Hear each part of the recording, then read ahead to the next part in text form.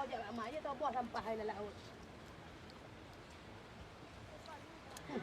semuanya, ketemu lagi dengan Ami dalam Ami Mengulas Buku. Dan episode ini saya akan mengulas buku berjudul Bicara Itu Ada Seninya, karya Oh Soo-hyang. Buku ini adalah cetakan ke-10 dan terbit di tahun 2019. Seperti apa ulasannya? Saksikan terus ya.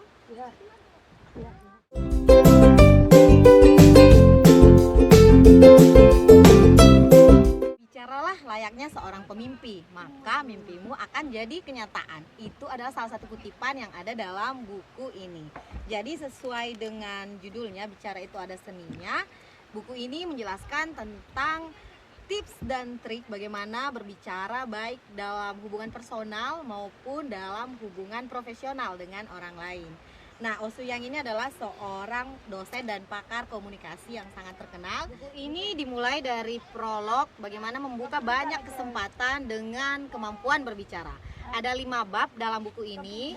Yang pertama adalah perbedaan juara 1 dan juara 2 terletak pada ucapan. Bab 2, pintar mendengar, pandai berbicara. Lalu bab ketiga, ucapan yang membuat lawan bicara memihak kita. Bab 4, beratnya ucapan ditentukan oleh dalamnya isi. Dan bab terakhir adalah suara bagus bukan bawaan dari lahir. Ini semoga kelihatan ya. Nah, jadi di dalam buku yang ditulis oleh Oh Soo-hyang ini berisikan cerita-cerita dan teknik untuk berbicara antara person to person maupun person dengan orang lain dalam kondisi formal maupun dalam kondisi informal.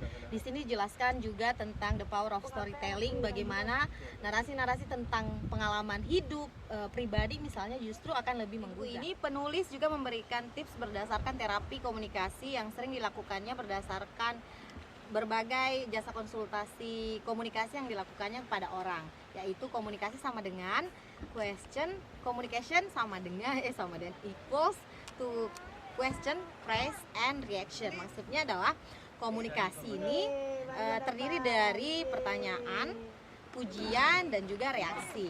Nah, yang pertama adalah tentang pertanyaan. Pertanyaan ini adalah menggambarkan seseorang memiliki ketertarikan atau keinginan memulai komunikasi dengan orang lain.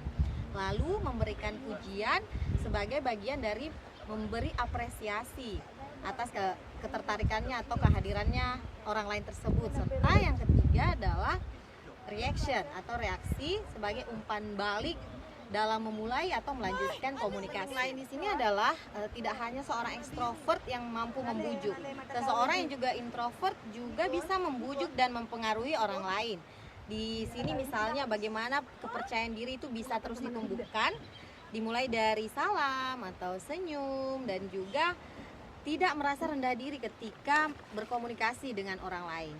Itu adalah tips gitu dalam buku ini yang diungkapkan oleh penulis bagaimana seorang introvert bisa melariskan berbagai produk dalam bisnis. Nah, kelebihan dalam buku ini ada banyak tentunya. Yang pertama adalah narasi-narasinya tidak hanya tips tapi juga berbagai contoh yang ada dalam kehidupan nyata, karena ini merupakan tulisan hasil konsultasi beberapa orang kepada Oh Soo-hyang dan juga pengalaman-pengalaman bagaimana perkembangan Oh Soo-hyang dalam mengembangkan kemampuan public speakingnya, mulai dari saat dia masih kecil hingga kemudian menjadi seorang pakar komunikasi. Lalu yang kedua adalah buku ini tidak hanya bercerita tentang bagaimana pentingnya berbicara dengan nada yang jelas, dengan intonasi yang bagus, dan juga senyum dan hal-hal pendukung lainnya, tapi juga bagaimana menjadi pendengar yang baik. Terus yang ketiga, buku ini meskipun buku terjemahan, tapi diterjemahkan dengan diksi yang mudah dipahami oleh pembaca. Saya membacanya kurang dari 24 jam dan bisa selesai.